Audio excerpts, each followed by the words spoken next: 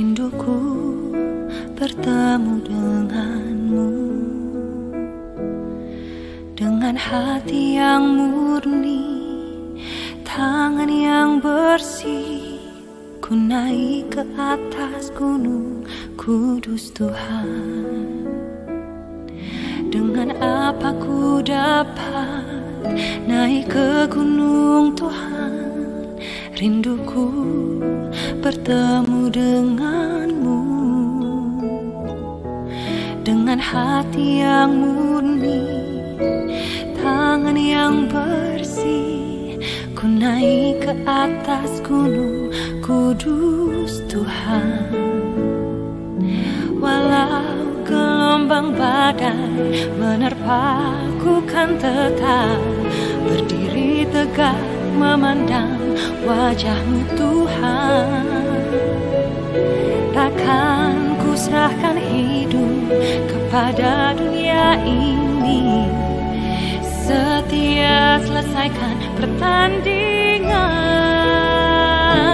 Aku berjanji mengejar yang berkenan kepada Bapa. Kebenaran, damai sejahtera, sukacita oleh Roh Kudus. Aku berjanji hidup dalam kekudusan bersama Bapa.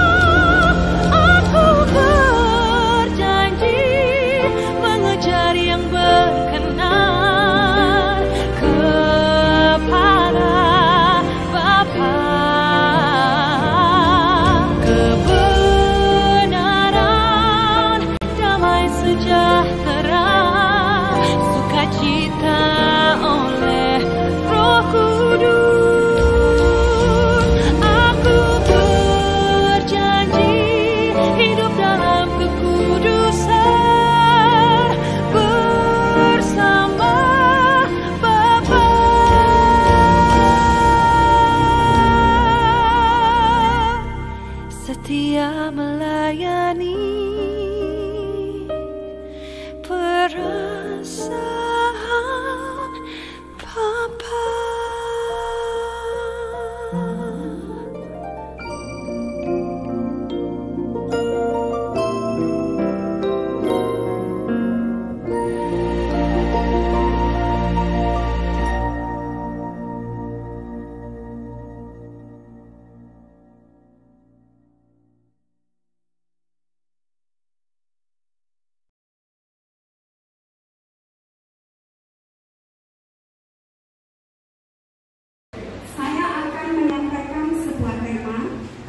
Sudah diterima temanya?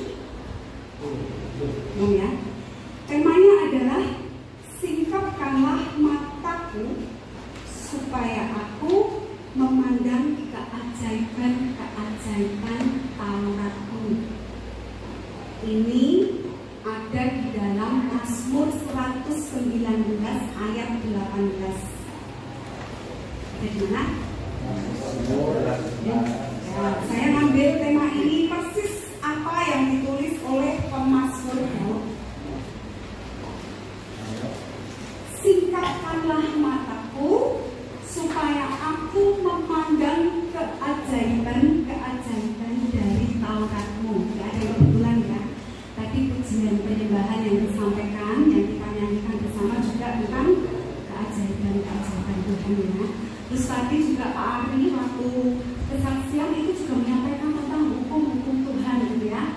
Kita itu harus paham tentang hukum Tuhan. Nah ini juga kita akan membahas tentang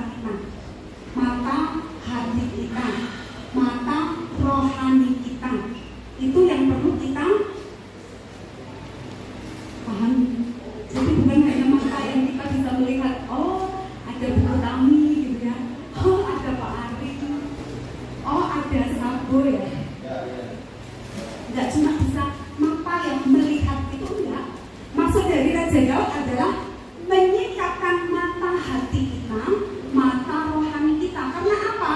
Mata kita itu seringkali terselubungi sesuatu. Kadang-kadang mata hati dan rohani kita tidak melihat dengan benar, tidak bisa melihat atau tidak mau melihat. Artinya membutakan diri sendiri. Matanya dibutakan ngarepe dhewe, gitu ya orang Jawa bilang. Matanya dibuta-butakan. Terus biarin aku nggak mau ngerti lagi tentang Tuhan. Jadi matanya itu diselubungi oleh apa? Apa? Iblis. Diselubunginya oleh diri sendiri, nggak mau lihat, aku nggak mau disingkapkan. Raja Daud, pemazmur, penulis dari Mazmur ini ingin mengajari kita supaya mata hati dan rohani yang sudah banyak selubungnya itu disingkapkan, sehingga kita bisa melihat apa? Keajaiban-keajaiban Tuhan melalui apa? Tauratnya. Jadi ketika mata rohani dan mata hati kita itu terbuka dari selubungnya, maka keajaiban-keajaiban dari Tauratnya itu akan dapat kita lihat, kita rasakan, dan kita nikmati. Keajaiban itu apa? Saudara pernah mengalami keajaiban? Sesuatu yang luar biasa. Sesuatu yang luar biasa. Sesuatu yang di luar nalar kita, sesuatu yang nggak mungkin, gitu ya, nggak masuk akal. Jadi kalau Bu Ana mungkin sering mengatakan sesuatu yang supranatural, yang tidak biasa, sesuatu yang sangat tidak terjangkau, gitu ya. Kayaknya itu nggak mungkin akan terjadi dalam kehidupan kita. Nah, kalau selubung dari mata rohani kita itu bisa disingkapkan, keajaiban itu akan terjadi dan kita rasakan. Ini salah satu contoh ya. Saya mau kasih contoh. Bapak saya dulu ketika masih hidup itu pernah sakit. Sekarang sudah dikandungkan ya. Sekarang sudah dikandungkan. Waktu sakit, dokter itu memvonis terkena kanker usus besar. Dan ada 3 dokter onkologi ahli kanker yang memvonis di 3 rumah sakit yang berbeda. Di Tarakan, di Jogja, yang 2 di Jogja. Nah, kami keluarga akhirnya sepakat mengikuti saran dokter untuk mengoperasi dari kankernya yang dokter mengatakan ini sepertinya akan kami, khususnya akan kami potong 1 meter supaya kankernya tidak menjalar kemana-mana. Waktu itu kami sepakat tidak mengatakan sakit penyakit dari bapak saya itu kepada bapak saya. Kami mengatakan bahwa ada sesuatu yang harus diambil supaya Tuhan memberi bapak nyaman di dalam tubuh. Dan bapak saya sepakat untuk tidak mau tahu penyakitnya. Nah, ketika waktu itu keponakan saya masih kecil ya, masih umur 2 tahun, itu namanya Grace. Itu bilang ini, aku mau dibawa kemana? Bapak saya mengatakan, aku mau dibawa masuk ke dalam, mau dapat hadiah dari Tuhan Yesus. Saya ingat betul waktu itu bapak saya itu mengatakan begitu. Kakung itu mau dapat hadiah dari Tuhan Yesus, nanti kakung bagi untuk Grace. Nah, ketika berjalan sekitar 4 jam di ruang operasi, dokter keluar kemudian mengatakan, keluarga bapak Tuhan, kami datang ke dokter tuh bilang begini, kami tidak menemukan ada kanker di usus besarnya. Terus dokter bilang, dokternya itu kan Katolik ya, ini tuh mujizat Tuhan loh, karena kami itu mengecek beberapa kali bahwa ada kanker sepanjang itu di usus besarnya. Nah, saudara, menurut saya ini adalah sebuah keajaiban, betul? Nah, keajaiban itu bisa terjadi pada siapapun? Bisa. Kepada setiap orang percaya, keajaiban itu bisa terjadi asal kita itu percaya dengan sungguh-sungguh. Hidup kita itu murni, hidup kita itu tidak lagi tawar-menawar dengan Tuhan. Oleh sebab itu Raja Daud mengatakan, singkapkanlah mataku ini ya Tuhan, mata hatiku dan mata rohaniku ini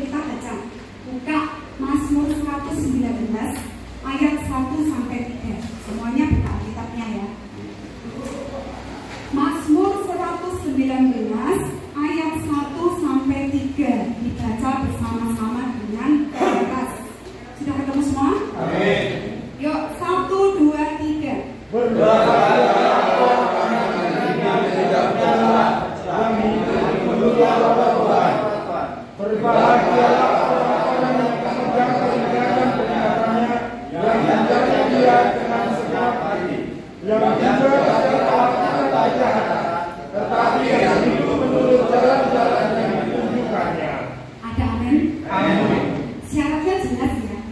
Dari 3 ayat ini saja, kita itu bisa melihat syarat-syarat supaya mata hati kita itu tersikat. Sehingga kita bisa melihat keajaiban-keajaiban yang sudah Tuhan sediakan ya untuk kita pribadi lepas pribadi. Semuanya itu akan mendapatkan keajaiban dari Tuhan. Syaratnya apa? Ayat 1. Hidupnya tidak bercela dan menuruti Taurat Tuhan. Tidak bercela itu artinya menuruti Taurat Tuhan. Taurat Tuhan itu apa? Nanti di kamar masing-masing dibaca ya. Keluaran 20. Ya Mas Abu ya. Mas Abu baru belajar ya. Bertobat ya. Jadi Keluaran 20 itu berbicara tentang hukum Tuhan. Ada berapa? 10 hukum Tuhan. Jadi Taurat itu sama dengan hukum, sama dengan sesuatu yang harus dilakukan, sama dengan pengajaran dari Tuhan sendiri. Waktu itu Tuhan berbicara langsung kepada siapa ngasih hukum ini? Musa. Tuhan Allah berbicara langsung di gunung kepada Musa. Karena apa? Tuhan itu sangat sayang sekali sama umat Israel. Makanya Tuhan itu pengen umatnya itu dipagari hidupnya supaya umat ini tidak pergi dari Tuhan.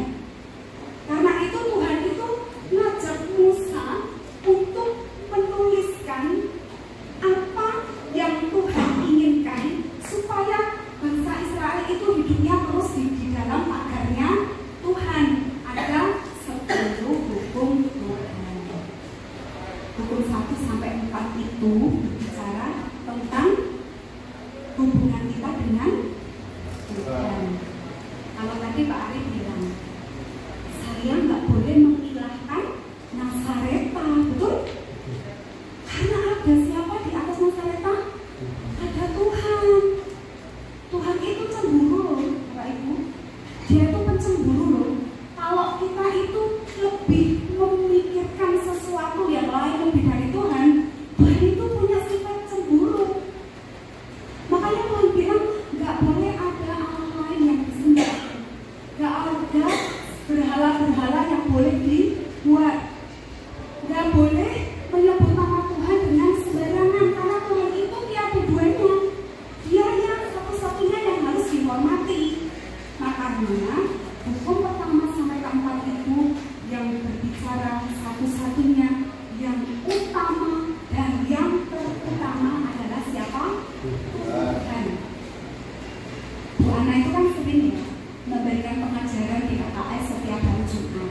Nah, anak-anak saya itu kan suka ada di sebelah kanan kiri saya, dengar-dengaran mereka tuh sambil kadang rancangan PR, kadang bener-bener.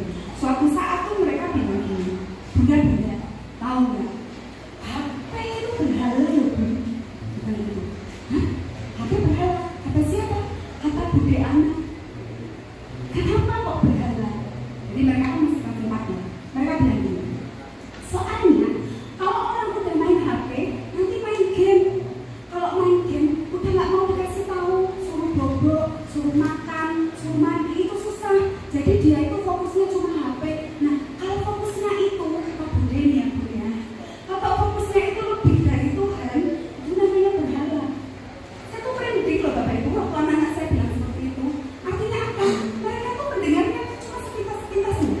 Tapi mereka mendengar Bu Ana. Dan mereka itu sampaikan ke saya. Terus saya bilang gini, kalau begitu menurut gue Bunda suka main HP nggak? Ya gue suka lihat Bunda sekali-sekali lihat HP, tapi paling Bunda nggak main game. Gue tahu Bunda nggak suka game juga. Jadi artinya apa Bapak Ibu? Jangan sampai fokus kita itu dialihkan ke sesuatu yang menjadi kesenangan kita. Apa yang kesenangan saudara? Ayo cerita. Ada yang mau cerita?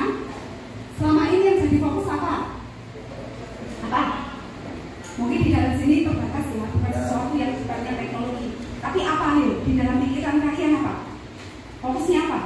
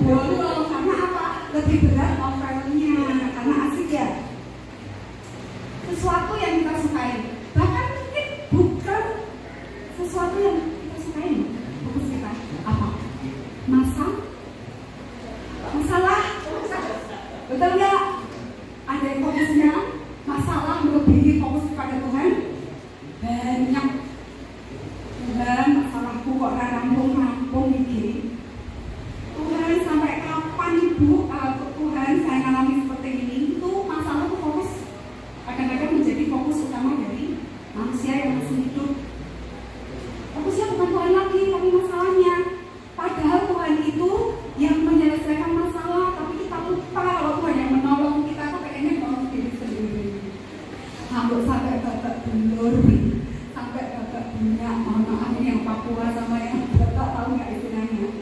Walaupun kita tuh sampai amburadul, kalau fokusnya tuh cuma masalah bukan Tuhan ya, kita pasti ambiar. Ya, kita tidak akan bisa menyelesaikannya. Jadi hukum yang terutama dan pertama adalah kita mengutamakan Tuhan.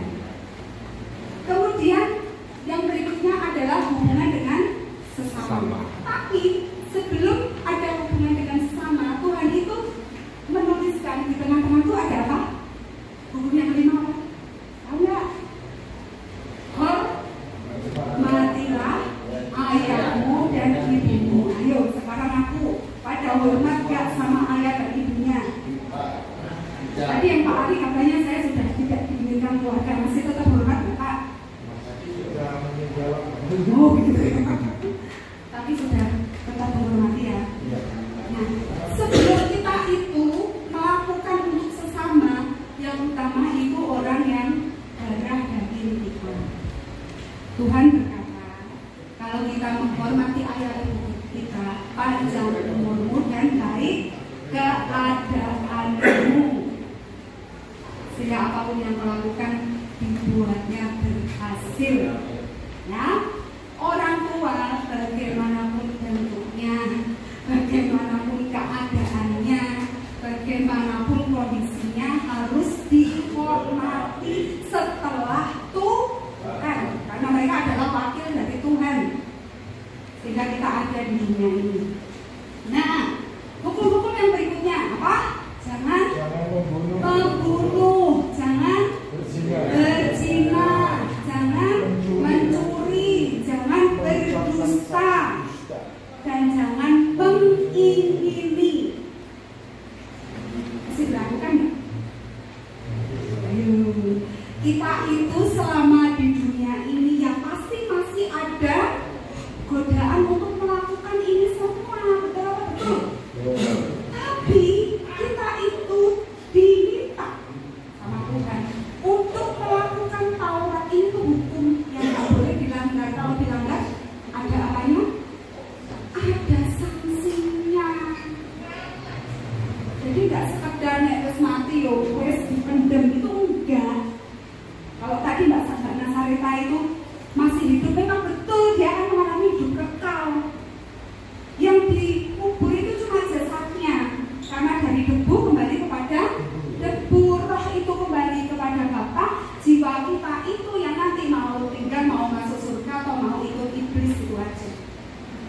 Kalau jiwa kita itu tetap mau ikut Tuhan, mau hidup kekal, ya kita harus mau nurut Tauratnya Tuhan. Jangan membunuh ya, jangan membunuh. Membunuh tuh nggak harus membunuh makain orang gitu ya. Tapi membunuh karakter orang itu juga membunuh namanya. Jangan mencuri ya, jangan ambil lah gitu ya. Kalau bukan hak kita jangan diambil. Tapi itu yang sering dilakukan. Jangan berzina ya jangan. Mungkin nggak berzina secara fisik, tapi membayangkan saja, memikirkan saja untuk hal-hal yang pornografi, jorok, kabul, itu namanya juga sudah berzina. Tapi Tuhan bilang jangan, no, jangan dilakukan dan jangan mengingini. Padahal sifat dasar manusia itu pengen terus ya, di dalam hidupnya itu pengenan, teman pengen punya apa, pengen itu, pengen ini, pengen itu, nggak ada habisnya. Keinginan itu nggak pernah akan ada habisnya. Dan iblis tugas dan pekerjaannya, sukanya itu membuat kita pengen terus dan pengen terus. Karena iblis boleh bolong, tahu nggak? Iblis itu akan dihukum Tuhan, dibuang ke dapur api. Dia cari teman banyak supaya kita ikut sama dia, mau? Kalau saya sih nggak mau ya. Dan itu kekal loh saudara. Panasnya itu berapa derajat nggak tahu. Itu kekal walaupun kita tuh udah mati ya. Orang Jawa bilang daging sudah dilolosi apa? Lalu apa tulangnya udah dilolosi, tetap aja rasa panasnya itu sungguh. Ya, kalau kita itu milik iblis. Oleh sebab itu tadi dikatakan syarat untuk kita itu mata hati kita, mata rohani kita bisa melihat keajaban Tuhan itu jangan bercela, artinya melakukan setiap apa yang Taurat tuliskan 10 kebutuhan itu minimal ya, minimal itu harus dikerjakan. Ketika Tuhan bilang jangan, ya jangan. Kalau Tuhan bilang kerjakan, ya kerjakan. Ya, jangan lagi kita jatuh ke dosa yang sama, Bapak Ibu, kita tuh fokus ya mau ayami di lapas-lapas. Kalau kita tuh benar ada teman yang dari lapas tuh dari BB pulang gitu, aduh puji Tuhan ada BB yang pulang. Tapi kemudian ada yang masuk lagi, kita tuh sedih loh. Aduh Tuhan, kami gagal nih Tuhan. Enggak, satu jiwa masuk lagi Tuhan, kami merasa gagal ini Tuhan. Kenapa? Bertobatnya itu semu gitu ya, nggak murni. Kalau disebut Kristen tomat tuh tobat umat dapat berkat tobat, dikasih solusi tobat, di situ umat lagi gitu ya, tobat Kristennya Kristen tomat gitu ya. Janganlah kita jangan seperti itu ya. Kita bukan anak kecil lagi. Kita harus mau dididik dan belajar. Kemudian yang kedua, ayat yang kedua itu di sana kita katakan berbahagialah ya. Kita ini akan berbahagia kalau apa? Kalau kita itu benar-benar memegang peringatan-peringatannya yang mencari Dia dengan segenap hati. Jadi hukum Tuhan yang 10 tadi itu nggak cuma kita pahami. Aku sudah hafal dari seminggu. Saya tuh sudah hafal, sudah kapan 10 hukum Tuhan itu ini. Nggak cuma didengar kok yo, harus dilakukan, harus dipegang terus, jangan sampai bocor. Nggak boleh bocor halus nggak apa-apa ya Bu, bocor yang halus apa nggak halus ya namanya bocor. Pasti nanti kempes, nggak bisa jalan kalau roda ya toh, velgnya rusak malah nanti rusak semuanya. Itu kalau manusia megangnya nggak kenceng bocor ya, semuanya lepas. Jadi hukum Tuhan itu harus dipegang kenceng. Dengan apa? Tadi ada lanjutannya loh, mencari Dia dengan segenap hati. Harus terus apa? Mencari Dia. Dia itu siapa? Tuhan. Caranya gimana? Caranya gimana mencari Dia? Nyarinya gimana Bu? Ya, nyarinya gimana? Di dalam firman. Baca firman enggak? Rutin enggak? Engkau itu sangat mudah ditemui ya Tuhan. Engkau berkenan ditemui ketika kita apa? Baca firman. Firman itu siapa tuh? Allah ya. Yohanes 1 ayat 1. Pada mulanya adalah firman. Firman itu bersama-sama dengan Allah dan firman itu adalah Allah sendiri. Jadi kalau kita baca firman, yaitu Tuhan. Kalau kita pengen tahu, dapatkan Tuhan, mencari Tuhan biar ketemu ya, baca firman. Firmannya nggak cuma buat bantalan. Abuk bacanya sebelum tidur aja. Padahal kalau sebelum tidur itu udah capek, ngantuk, akhirnya jadi temen ngorok, tuh ya. Yang senyum-senyum berarti menawangi, ya. Jangan bangun pagi-pagi baca. Oh, saya belum selesai Bu, nanti dilanjut lagi siang karena saya ada tugas dari petugas sekolah Popo. Bacanya berhenti dulu, ditandain, nanti dilanjut lagi. Itu setiap hari, ya. Sampai mau tidur, oh bacanya sudah selesai. Saya baca 1 pasal hari ini. Saya dapat ini. Terima kasih Tuhan, Kau mengingatkanku untuk ini. Ya, jadi hukumnya itu harus dipegang kenceng dan terus nyari Tuhan melalui firman. Itu kuncinya. Supaya keajaiban itu turun, nggak cuma dibayangkan saja ya. Keajaibannya itu nyata. Surga turun ke bumi. Surga itu nanti enggak. Surga harus dirasakan sejak kita masih di dunia ini, ya. Supaya kita tahu nikmatnya surga. Karena surga itu sudah Tuhan janjikan kepada orang-orang yang percaya. Kemudian yang ketiga, ayat 3 ya, yang juga tidak melakukan apa? Kejahatan. Jelas nggak firman-nya? Tapi masih dilakukan? Masih. Aduh, masih ada yang sering Tuhan, ampuni Tuhan gitu ya. Aduh, Tuhan nggak, saya sudah tahu firman-nya ini. Ternyata ada ya ini di Mazmur 119 ayat 3 yang juga yang tidak melakukan kejahatan. Oh, berarti Tuhan tuh minta kita tuh nggak lagi melakukan kejahatan, tapi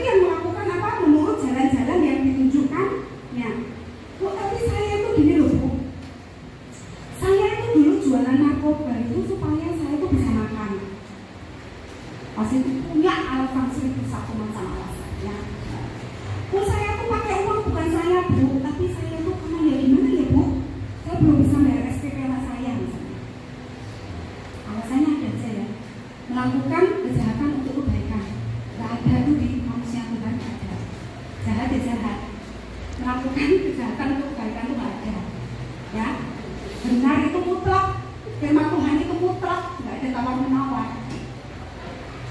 Misalnya seperti itu, masih melakukan kejahatan.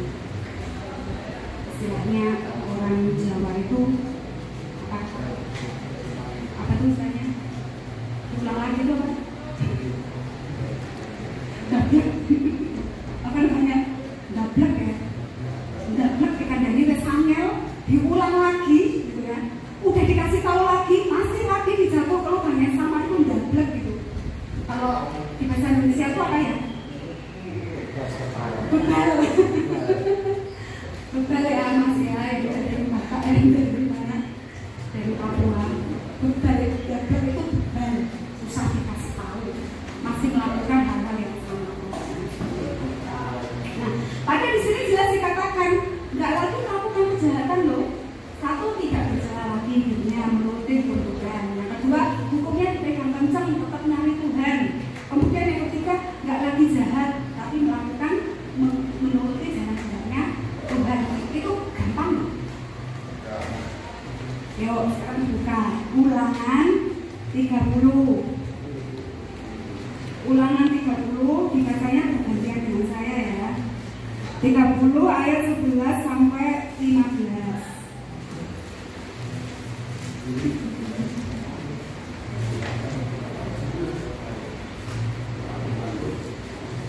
Ketemu semua? Ulangan 30 ayat 11 sampai 15. Ini benar-benar dipahami ya bagian ini ya. Oke? Sudah? Saya baca ayat 11. Ulangan 30 ayat 11. Sebab perintah ini yang kusampaikan kepadamu pada hari ini tidaklah terlalu sukar bagimu dan tidak pula terlalu jauh. Tidak dilakukan sehingga kau berkata, siapa yang akan naik ke langit untuk mengambilnya bagi kita dan memberkatikan kepada kita supaya kita melakukannya. Ayat 13. Juga tidak di seberang laut tempatnya, sehingga engkau berkata, siapakah yang akan menyeberang ke seberang laut untuk mengambilnya bagi kita dan memperdengarkannya kepada kita supaya kita melakukannya. Tetapi Tuhan sangat dekat kepada yakni di dalam mulutmu dan di dalam hatimu untuk dilakukan. 15. Ingatlah, aku menghadapkan kepadamu pada hari ini kehidupan dan keberuntungan, kematian dan kecelakaan. Amin. Tadi siapa yang bilang susah Bu? Nggak mudah Bu. Ayo siapa tadi yang bilang katanya susah. Kita tuh nggak boleh ya ngomong susah Tuhan. Melakukan firman itu susah. Boleh? Yang keluar dari mulutmu itulah yang akan terjadi. Betul apa betul? Oh, kalau kita bilang Tuhan aku kok melarat terus ya? Udah melarat selama ya. Miskin terus seumur hidup. Tuhan aku ini kok lemah ya? Yus, lemah terus. Tuhan aku nggak seperti dia yang bisa ini itu ya udah kayak gitu terus hidupmu, terima nasibmu gitu ya. Karena apa? Itu yang kamu imani, itu yang kamu ucapkan. Makanya ucapkanlah sesuatu yang memberkati. Susah nggak lakukan firman? Enggak Bu, amin saya bisa gitu ya. Nah tadi ulangan itu kan jelas loh. Perintah yang kamu dengar hari ini ya, yang tadi 10 keuntungan itu, sebenarnya itu tidak terlalu sukar untuk dilakukan, tidak terlalu jauh. Ya enggak?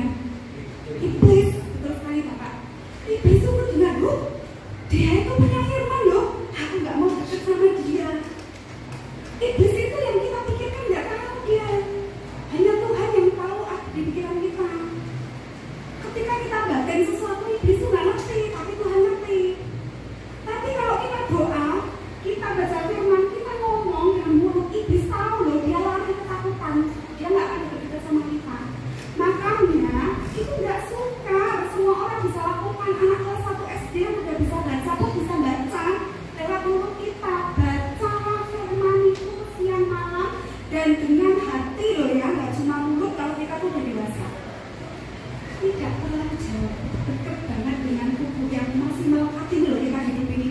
Melalui mulut kita itu kita bisa ngomong firman, 1 kali 2 kali mendekati kita, 3 kali 4 kali mendekati orang lain.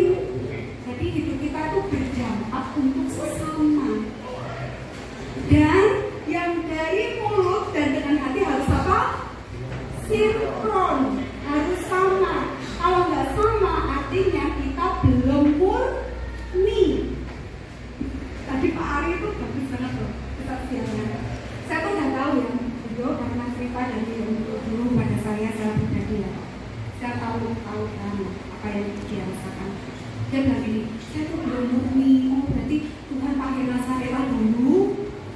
Tuhan pengen lihat responnya Pak Ari, hatinya masih murni nggak sama Tuhan? Betul nggak? Jadi kalau pengen murni, yang di mulut sama yang di hati harus sama. Jangan kalau orang Jawa bilang itu lamis, tahu lamis nggak? Ini tuh baik-baik tuh ya, gitu. Tapi ternyata di sininya tuh ada batunya. Dia banget gitu. Meledak kakak ya? Bisa meledak. Dan dia hancur lagi kita nanti. Ya, jadi yang di mulut, kalau kita ngomongin firman sama di hati itu harus sama, namanya murni. Makanya Raja Daud itu diberkati. Nah ini yang mau saya bahas. Masih ada waktu nggak? Masih ya, boleh dilanjut. Nah, makanya kita ulangan itu poinnya itu ada 2.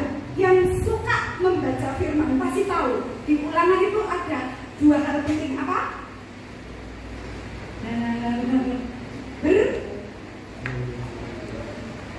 Berkat dan utuh.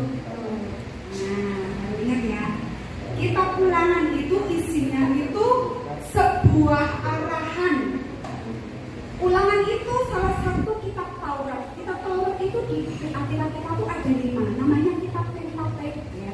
Pentateuch itu ada Kejadian, Keluaran, Imamat, Bilangan, dan Ulangan. Nah, Kejadian itu mulai dari Allah menciptakan manusia dan bumi, alam semuanya itu. Kemudian Allah itu melengkapi dengan yang namanya hukum-hukumnya, aturan-aturannya supaya kita tuh tidak binasa. Itu namanya kitab Taurat ya, dari Kejadian sampai Ulangan. Di Ulangan ini sebagai akhir dari kitab Taurat itu, Tuhan itu menghadapkan 2 hal jelas. Hanya ada 2 hal, berkat dan kutuk. Tinggal kita mau pilih yang mana? Mau berkat apa mau kutuk? Aduh, di tengah-tengah aja Bu. Kadang-kadang kan saya manusia, kadang-kadang saya harus lenceng ke kiri. No, nggak ada tawar menawar. Harus pilih mau berkat atau mau kutuk. Kalau dapat berkat, keajaiban tadi akan kita nikmati. Kalau kutuk, kita akan mendapat apa tadi? Kematian dan kecelakaan. Dan itu sifatnya kekal selama-lamanya. Berkat juga sifatnya kekal. Nggak hanya masa-masa kita di dunia ini mendapatkan sesuatu, sampai kekekalan ketika kita hidup bersama dengan Bapa di surga. Itu juga akan ada berkat yang menyertai. Nah, contoh tokoh di Alkitab yang selalu diberkati itu siapa? Penulis Mazmur siapa tadi? Daud. Daud itu dia berkati. Mazmur 24 ayat 3-6 nanti dibaca ya. Ini PR dari saya. Dibaca baik-baik. Kenapa Raja Daud diberkati? Dia itu apa? Siapa yang boleh naik ke gunung Tuhan? Orang yang apa? Murni hatinya dan bersih tangannya. Murni hatinya ya tadi itu yang diucapkan sama dengan yang ada di hati. Kita itu tulus gitu ya, sama orang, sama Tuhan itu tulus apa adanya, Pak. Kemudian bersih tangannya apa? Bersih, nggak melakukan apa? Kejahatan, betul? Kita tuh nggak ada bukan darah karena apa yang kita lakukan dengan tangan kita, ya. Makanya Raja Daud itu diberkati berlimpah-limpah, nggak cuma harta bendanya, hidupnya, anak cucunya, betul? Nah, sebaliknya siapa yang dikutuk? Raja siapa di Israel yang dikutuk Tuhan? Siapa? Saul. Saul itu perang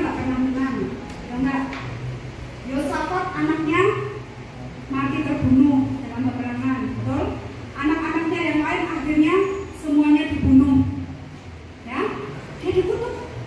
Kemudian dia melanggar satu keimaman. Jadi harusnya itu tugasnya Samuel, karena Samuel adalah nabi.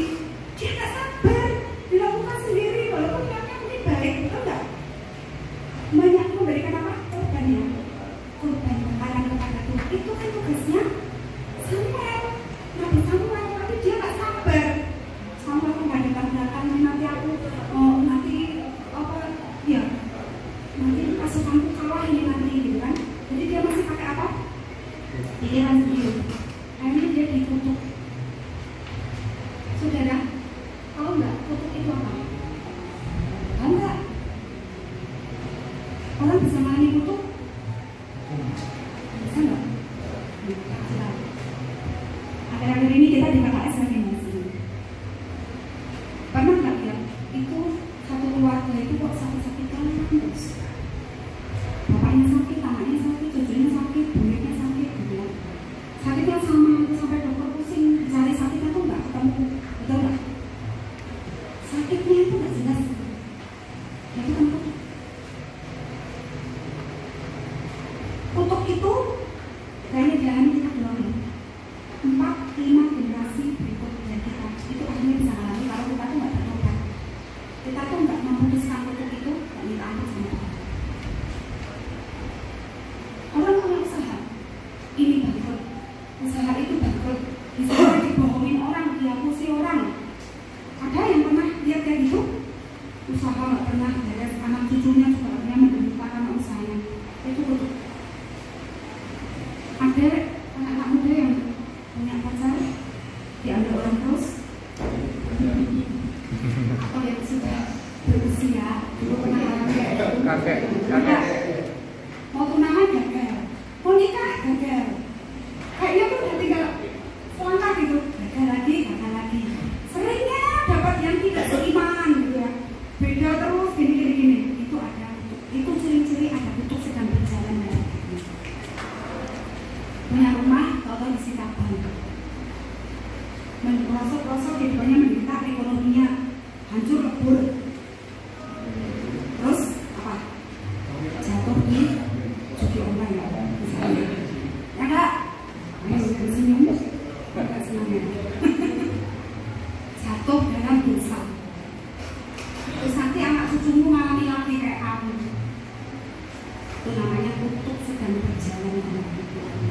Kalau tidak segera diputuskan, kita bertobat habislah sudah. Kita hidup di dalam kutuk itu akan terus mengejar kita. Mau lihat ini, kutuk itu tuh akan menjadi kita sampai kita dapat. Akhirnya apa? Kita tuh dibinasakan dan dibunuh sampai kita tuh nggak punya lagi apa yang namanya pengharapan. Itu tuh kutuk kayak gitu. Kamu mengalami? Enggak ya. Jangan sampai. Kalau bisa, dan kutuk itu bisa diturunkan. Misal contoh, nenek kita tuh dulu paranormal atau dukun. Semayang namanya, pasti bawah-bawahnya ada, betul nggak? Namanya kutuk. Kalau itu tidak diputuskan, siapapun kita, mungkin kita pernah tahu, ada masa lalu dari keluarga kami ini, putuskan caranya apa? Dengan darah Yesus. Yesus itu mati karena apa? Menanggung kutuk dari manusia. Ya? Dia itu bukan terkutuk, tapi dia kena kutuk karena mau apa? Mau nanggung kutuknya kita. Jadi kalau mau kutuknya itu habis, mau kutuknya itu lepas dari hidup kita, nggak marah terus, nggak sedih terus, gitu. Nggak ada marah-marah terus, nggak sedih-sedih terus, gitu. Itu tinggal diputuskan oleh darah Yesus yang sudah dicurahkan di atas kayu salib. Jelas ya?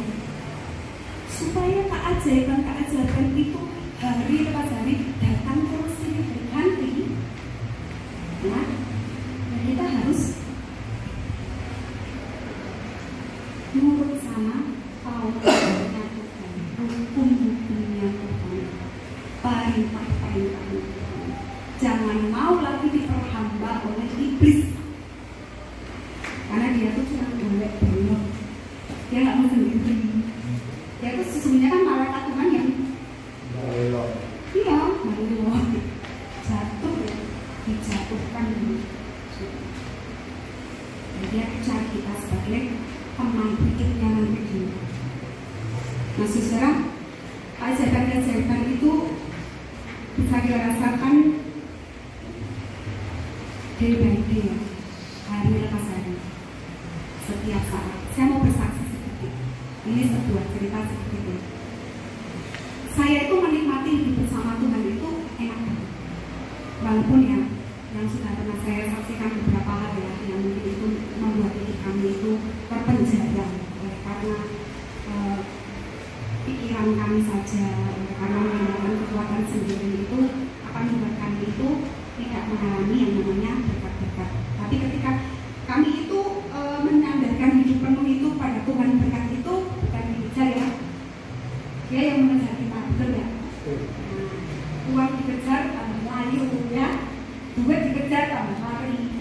Tapi kalau kita itu ngejarnya Tuhan, berkatnya apapun itu termasuk duit itu yang ngejar kita ya. Nah, saya tuh mengalami kenyataan Tuhan itu hari berganti hari. Ini kejadiannya tuh saya tuh biasa setiap pagi itu nganterin anak saya naik motor. Jadi kalau pagi itu mereka di Bunda naik motor, yuk kan seger, terus ngajar gitu ya, kemarin itu kan bangun ngajar.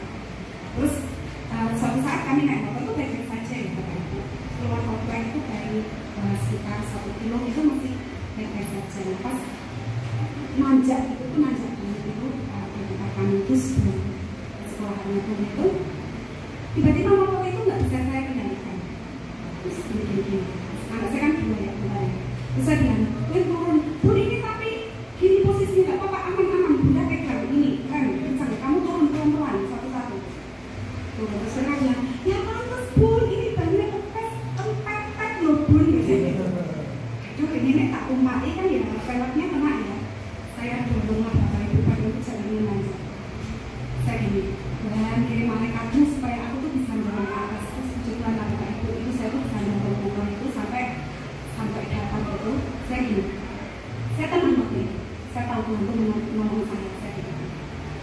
Saya bilang gini, Tuhan motornya saya tinggal jagali dengan malaikatmu. Anak-anak saya yang gitu ya, saya sering berdoa gitu tapi ngomong gitu ya. Jadi anak-anak, iya kamu di sini baik-baik, ada malaikatmu ya. Kamu tuh kalau tak tinggal dulu, aku mau sekolah. Nah, itu ini gitu. Terus saya bilang gitu, maaf nih Bunda nggak bawa HP saya tuh ketinggalan. Maksud saya tuh kalau ada HP saya bisa telepon Grab atau ojek gitu ya. Gak apa-apa Bu, tenang, kita bisa jalan. Kita tuh masih jauh loh, cuma itu udah itu kan. Ya ampun, gak apa-apa Bun, kan masih pagi. Jadi mereka tuh kalau berangkat 6.15, padahal sekolahnya jam 7 kan ya masih banget ya. Katanya tuh biar berangkat. Itu adalah hari semester mereka tuh tes. Aduh, naik tes, saat suruh jalan di dia Bunda, terus rapopo. Mereka tuh cepet-cepet di depan. Jadi jangan cepet-cepet. Bunda gak apa-apa, kalau Bunda ketinggalan, Bunda awasi kita aja. Yang nanti kita aman. Harus sengaja ya. Tiba-tiba tuh ada yang berhenti. Gurunya kelas 1. Wih, kamu ngapain jalan? Bu, motornya Bunda mogok. Nah, itu berdui kayaknya. Mereka itu ikut berdui sampai sekolahan. Terus butuhnya terima kasih ya Bu, malaikat sudah mengirim Ibu. Oh iya Bu, satu tadi ngantar anak saya yang pertama, saya tuh lihat Ibu jalan sama anak-anak, terus saya balik lagi, terus anak saya udah tak drop, saya balik lagi. Itu kenyataan Tuhan. Ya, itu datang, naruh tuh ini sekolahan. Lah kok butuh itu datang lagi sama anak saya yang 1. Loh Bu ada apa? Jadi saya itu jalan lagi, mau ngambil motor, kan itu udah jauh juga.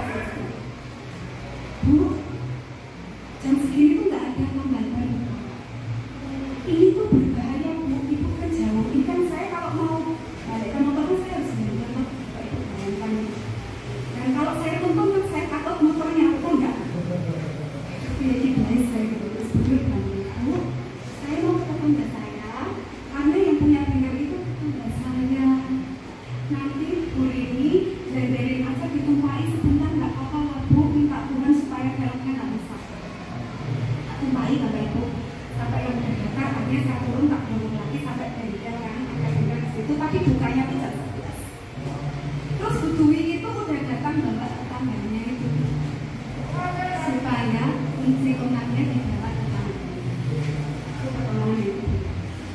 dia bilang, Bu, ibu kan mau pulang, jalannya ke rumah masih jauh banget, tak dari sana. Tapi saya kan ya tahu diri ya, anak saya kan mau tes Bu, nanti dia merusuh, ibu balik aja ke sekolahan, saya tak jalan supaya saya olahraga. Ya betul, saya olahraga di mobil sampai bawa 3 helm, bawa 3 helm sampai jalan sampai rumah. Tidak berhenti sampai situ. Jam 11 tuh butuh itu masih ya saya, Bu. Tadi tetangga saya bilang itu sudah diajarkan. Katanya nanti Bu ini datangnya jam 11:30 saja supaya pas. Jadi saya naik ojek ke sana. Dan saya bilang mau dilakukan apa aja silakan diangkat. Dan itu kan ban tugas itu. Jadi sudah mengkerap gitu kan. Kalau dilompat tetap mengkerap. Jadi dia kasih tambahan silakan saya naikkan. Ini contoh ya, Bapak Ibu. Ini tuh contoh sehari-hari loh, betul nggak? Ini sehari-hari loh, bukan keajaiban yang harus wah banget ya. Tiba-tiba ini masuk kepok dari langit gitu ya. Kenyataan Tuhan itu sederhana loh dari hari ke hari. Tapi kita tuh dipelihara, betul nggak? Itu loh keajaiban Tuhan. Dan itu akan kita rasakan setiap detik dalam hidup kita. Kalau kita tuh murni fokusnya kepada Tuhan, tidak akan kita itu kehilangan kita Tuhan. Kita tidak akan mengalami tutup Tuhan pergi jauh-jauh dari hidup kita, keluarga kita, dan setiap orang yang kita sayangi dan kasihi. Amin. Kita doa supaya mata hati kita, rohani kita semakin disinapkan Tuhan, supaya ajaran-ajaran itu nyata di dalam kehidupan kita. Ya, mari kita berdoa. Bapa di dalam surga, kami bersyukur Tuhan jika saat ini firman-Mu sungguh meneguhkan kembali iman percaya kami. Kami tahu Tuhan hanya Engkau yang kami butuhkan. Karena itu firman-Mu kami gumuli setiap saat ya Tuhan. Ajari kami, didik kami, paksa kami Tuhan untuk kami tetap mencintai akan firman-Mu itu detik demi detik dalam kehidupan kami. Sehingga apa yang Engkau inginkan itu boleh kami tangkap dengan lebih mudah ya Tuhan. Kami menjadi orang-orang yang lebih peka akan apa yang Engkau mau di dalam kehidupan kami, sehingga berkat-Mu itu nyata sempurna terjadi di dalam setiap kami, dan kami boleh menikmati semuanya itu atas izin dari Tuhan. Kami memang butuh waktu Tuhan. Tuhan kadang memberikan kami proses untuk kami jalani Tuhan. Oleh karena itu berikan kepada kami kesabaran Tuhan, berikan kami kekuatan untuk mau menjalani proses itu dengan rendah hati. Kami mau menjalaninya dengan penuh ucapan syukur, karena waktu yang sudah Engkau tentukan itu yang akan kami nikmati. Terima kasih Tuhan, terima kasih. Di dalam nama Tuhan kami Yesus kami telah berdoa dan mengucap syukur. Semua yang percaya katakan amin. Jadi kita akan menerima katakan, angkat tanganmu.